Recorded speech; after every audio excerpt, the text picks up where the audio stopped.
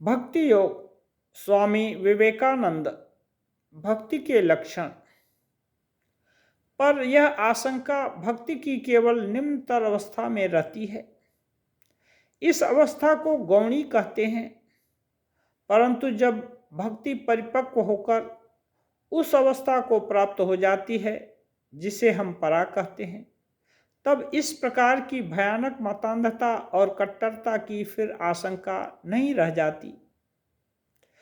इस पराभक्ति से अभिभूत व्यक्ति प्रेम स्वरूप भगवान के इतने निकट पहुंच जाता है कि वह फिर दूसरों के प्रति घृणा भाव के विस्तार का यंत्र स्वरूप नहीं हो सकता। यह संभव नहीं कि इसी जीवन में हम में से प्रत्येक सामंजस्य के साथ अपना चरित्र गठन कर सकें।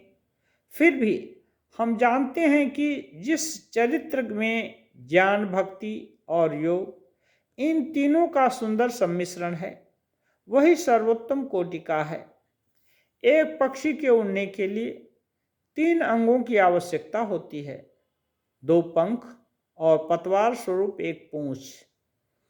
ज्ञान और भक्ति मानो 2 पंख हैं और योग पूंछ जो सामंजस्य बनाए रखता है। जो इन तीनों साधना प्रणालियों का एक साथ सामंजस्य सहित अनुष्ठान नहीं कर सकते और इसलिए केवल भक्ति को अपने मार्ग के रूप में अपना लेते हैं, उन्हें यह सदैव स्मरण रखना आवश्यक है कि यद्यपि बाह्य अनुष्ठान और क्रियाकलाप आरंभिक दशा में नितांत आवश्यक है, फिर भी भगवान के प्रति प्रगाढ़ प्रेम उत्पन्न कर देने के अतिरिक्त उनकी और कोई उपयोगिता नहीं। यद्यपि ज्ञान और भक्ति दोनों ही मार्गों के आचार्यों का भक्ति के प्रभाव में विश्वास है, फिर भी उन दोनों में कुछ थोड़ा सा मतभेद है। ज्ञानी की दृष्टि में भक्ति मुक्ति का एक साधन मात्र है, पर भक्त के लिए वह साधन भी है और साध्य भी। मेरी दृष्टि में तो यह भेद नाम मात्र का है। वास्तव में जब भक्ति को हम एक साधन के रूप में लेते हैं तो उसका अर्थ केवल निम्न स्तर की उपासना होता है और यह निम्न स्तर की उपासना ही आगे चलकर पराभक्ति के रूप में परिणत हो जाती है। ज्ञानी और भक्त दोनों ही अपनी अपनी साधना प्रणाली पर विशेष जोर देते हैं। वे यह भूल जाते हैं कि पूर्ण भक्ति के उदय होने से पूर्ण ज्ञान बिना मांगे ही प्राप्त हो जाता है और इसी प्रकार पूर्ण ज्ञान के साथ पूर्ण भक्ति भी आप ही आप चली आती है। इस बात को ध्यान में रखते हुए हम अब यह समझने का प्रयास करेंगे कि इस विषय में महान वेदांत भाष्यकारों का क्या कथन है। आवृत्ति असकृत उपदेशात् सूत्र की व्याख्या करते हुए भगवान शंकराचार्य कहते हैं, लोग ऐसा कहते हैं वह गुरु का भक्त है, वह राजा का भक्त है, और वे यह बात उस व्यक्ति को संबोधित कर कहते हैं जो गुरु या राजा का अनुसरण करता है, और इस प्रकार यह अनुसरण ही जिसके जीवन का ध्येय है।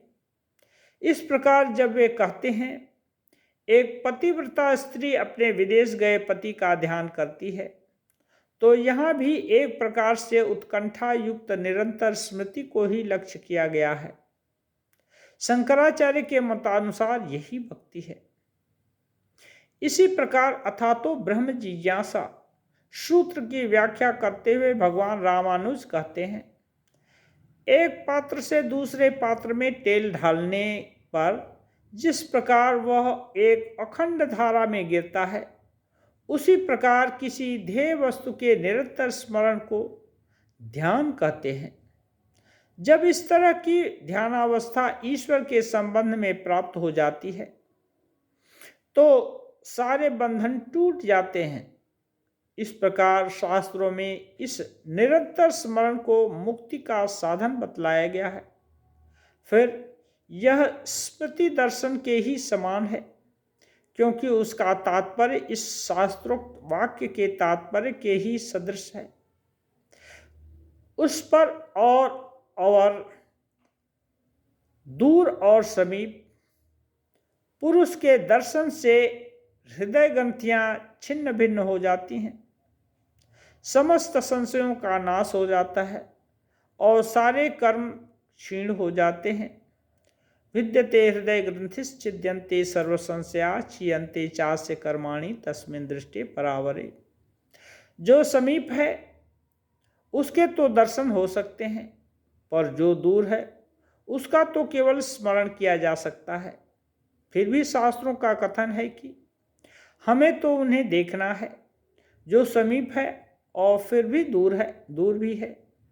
और इस प्रकार शास्त्र हमें यह दर्शा दे रहे हैं कि उपर्युक्त प्रकार का स्मरण दर्शन के ही बराबर है। यह स्मृति प्रगाढ़ हो जाने पर दर्शन का रूप धारण कर लेती है। शास्त्रों में प्रमुख स्थलों पर कहा गया है कि उपासना का अर्थ निरंतर स्मरण ही है, और ज्ञान भी जो असकृत उपासना से अभिन्न है निरंतर स्मरण के अर्थ में ही वर्णित हुआ है।